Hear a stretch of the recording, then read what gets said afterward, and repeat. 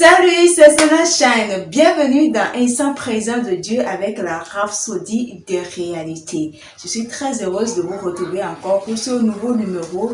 Et sans plus tarder, nous allons découvrir le thème du jour qui est intitulé « Suivez et faites confiance à la parole ». Et le verset d'ouverture est tiré de Romains chapitre 8, verset 5. Là, il est écrit « Ceux, en effet, qui vivent selon la chair s'affectionnent aux choses de la chair, tandis que ceux qui vivent selon l'esprit s'affectionnent aux choses de l'esprit. » Pasteur a commencé l'enseignement en nous expliquant un peu ou bien en nous faisant voir la maison de David et la maison de Saul.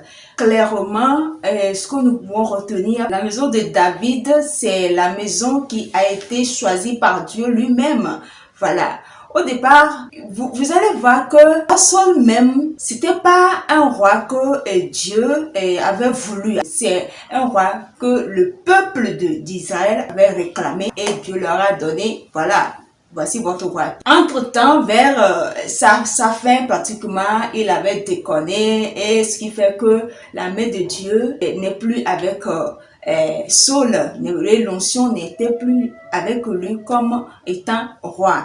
Et c'est en ce moment que Dieu a choisi David pour qu'on l'installe roi d'Israël. Et à partir de ce moment, Saul était énervé. Et il en voulait à la vie de David parce que le pauvre, il n'en est pour rien. Mais bon, voilà quoi. Parce que arrivé un moment, Saul n'écoutait plus Dieu, n'écoutait plus l'Esprit de Dieu. Saul avait connu une chute spirituelle. Tout ce qu'il faisait, ce n'est que charnel. Nous tous, nous connaissons l'histoire du peuple d'Israël. Tout ce qu'ils faisaient, tout ce qu'ils font, toute leur démarche, ils doivent toujours demander la face de Dieu, aller voir le prophète, qu'est-ce que Dieu a dit concernant ceci avant qu'ils ne prennent une décision. Mais arrivé à un moment, le roi Saul n'écoutait plus les conseils des prophètes, ne consultait plus les prophètes. À la limite même, il allait consulter la sorcière d'Endor. Vous voyez un peu, ça veut dire qu'en ce moment précis, la main de Dieu n'était plus avec Saul. Cette partie précise nous montre que au départ, Dieu peut être avec toi, t'accompagner ou bien peut t'assister.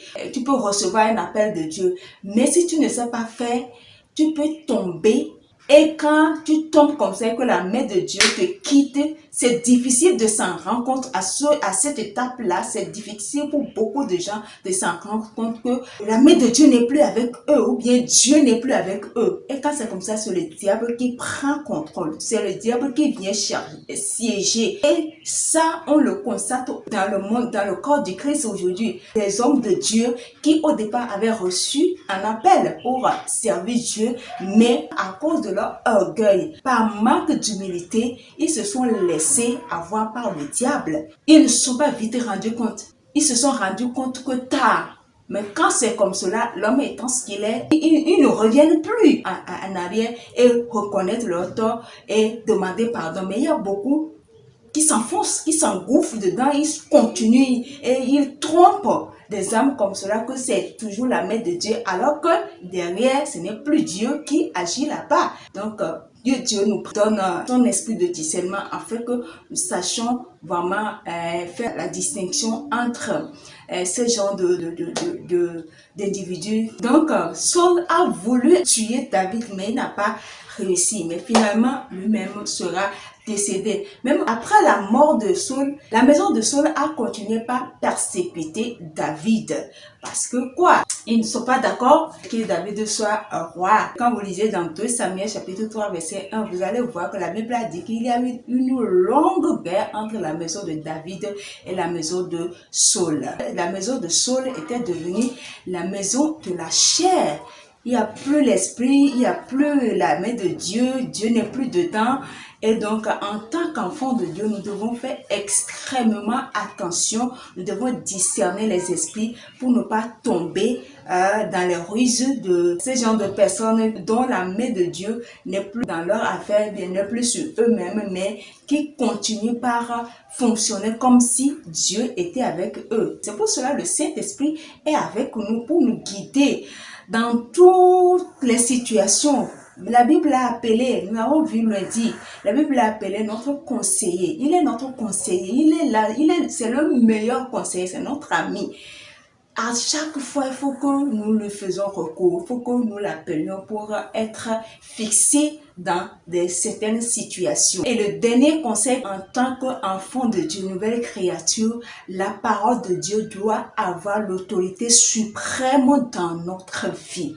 Peu importe ce que nous voulons faire, peu importe les choix que nous voulons opérer, peu importe les décisions que nous voulons prendre, nous devons toujours aller vers la parole de Dieu. Nous devons toujours nous poser la question concernant la parole de Dieu. Elle doit être ton dernier mot, la parole de Dieu. Parce que c'est Dieu lui-même qui est dans ça, c'est Dieu qui parle, c'est l'Esprit de Dieu. C'est l'autorité par laquelle nous devons juger toutes choses afin d'avoir un chemin clair de succès, de victoire et de progrès. Alléluia. Nous allons prendre la confession. Vous allez répéter ceci après moi. La parole de Dieu est l'autorité suprême par laquelle je juge toutes choses. Mon sentier est toujours inondé de lumière, car mon esprit est ouvert à la parole et au Saint-Esprit pour être guidé, conduit et instruit. Par conséquent, j'emprunte un sentier aplani de progrès, de victoire et de succès, car j'ai la lumière de la vie. Dieu soit loué. Alléluia. Pour une étude approfondie à l'enseignement, vous allez lire Ephésiens chapitre 4, verset 14, Romains chapitre 8, verset 5 à 8. Pour une étude de la Bible en un an, vous allez lire Marc chapitre 7, verset 1 à 23 et Lévitique, les chapitres 26 et 27. Maintenant, pour une étude de la Bible en 2 ans, vous allez lire Actes chapitre 21, verset 18 à 26, puis Psaume chapitre 40, chapitre 41. Si aujourd'hui est votre première fois que vous tombez sur cette vidéo et que vous savez que vous n'avez pas encore fait de Jésus votre sauveur et Seigneur personnel, humblement, je vais vous inviter à le confesser, à lui donner votre vie. Et ça va être à partir de cette petite prière que nous appelons la prière de salut. C'est une prière de foi. Tu le fais et je peux t'assurer que quand tu auras fini de le faire, dans le règne de l'Esprit, tu es devenu une nouvelle créature. Tu viens de renaître. Et à partir de cet instant, Dieu remet le compteur à 0 dans ta vie. Et si tu ne trouves pas d'inconvénient, je vais te prier de répéter ces paroles-là après moi. Ô Seigneur Dieu, je crois de tout mon cœur en Jésus-Christ, Fils du Dieu vivant. Je crois qu'il est mort pour moi et Dieu l'a ressuscité des morts. Je crois qu'il est vivant aujourd'hui. Je confesse de ma bouche que Jésus-Christ est le Seigneur de ma vie à partir d'aujourd'hui. Par lui et en son nom, j'ai la vie éternelle. Je suis né de nouveau. Merci Seigneur d'avoir sauvé mon âme. Je suis désormais un enfant de Dieu. Alléluia. Félicitations. Bienvenue dans la grande famille des enfants de Dieu, dans la grande famille des élus de Dieu, dans la grande famille des illuminés de Dieu, dans la grande famille tout simplement des champions de Dieu. Alléluia.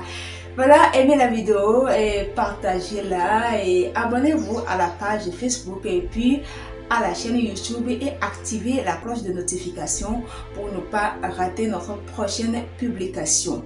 D'ici là, si Jésus tarde à revenir, je vous donne rendez-vous sur lundi et je vous dis au revoir.